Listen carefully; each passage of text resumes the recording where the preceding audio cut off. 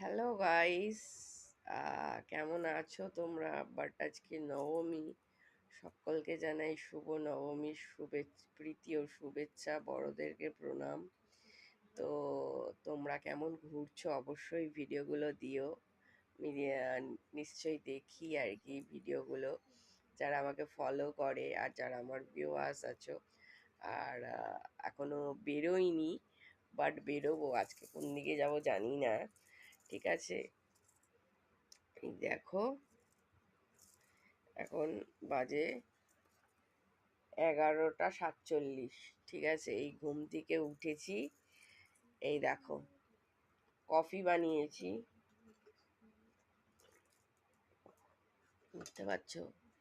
Coffee খাচ্ছি এখন।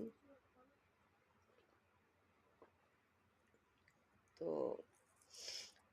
কালকে ঠাকুর দেখতে বেরিয়েছিলাম, তিনটের দিকে বেরিয়েছিলাম। বাড়ি ঢুকতে ঢুকতে রাত তখন 11টা হয়ে গেছে আর কি। প্রচুর ঠাকুর দেখেছি, আর এখনো আমি বেরোইনি। জানি না আজকে বেরোবো কি বেরোবো না, যতটা সম্ভব ইচ্ছা আছে। একদম বেরোনোর ইচ্ছা নেই আমার, বলতেই পারো। যদি বা বেরোই, মিড নাইটে আমার বেরোনোর ইচ্ছা আছে আর কি। মিড নাইট ঠাকুর দেখতে খুব ভালো লাগে, বুঝতে পারছো? আর এখন তো ঠাকুর দেখতে বেরোলেই রাতের বেলাতেও লোক আর কি, এই দশমী অবধি থাকবে। দশমী কি একাদশী অবধি থাকবে, বুঝেছো? অবশ্য শ্রীভূমির ঠাকুরটা দেখেছি, কোনো লাইনে দাঁড়াইনি, স্মুথলি গিয়ে শ্রীভূমির ঠাকুর আমি দেখেছি। আমার এত ভালো লেগেছে, এত ভালো লেগেছে, কি বলবো। বুঝতে পারছি, শ্রীভূমির ঠাকুরটা দেখার মতন।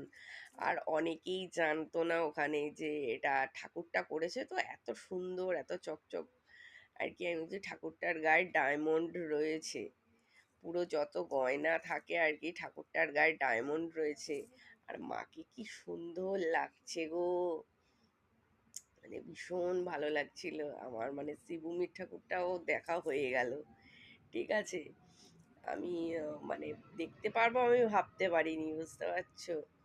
শ্রীভূমি দেখেছি, নবদুর্গা দেখেছি, পঞ্চদুর্গা দেখেছি, তারপরে বেহালা দেখেছি, তারপরে চেতলা দেখেছি, অগ্রণী দেখেছি, হ্যাঁ, বাবুবাগান, সিঙ্গি পার্ক, যোধপুর পার্ক, মানে চতুর্থী থেকে দেখা স্টার্ট হয়েছে। আজ অষ্টমীও চলে গেল, নবমী আর কি পড়েছে।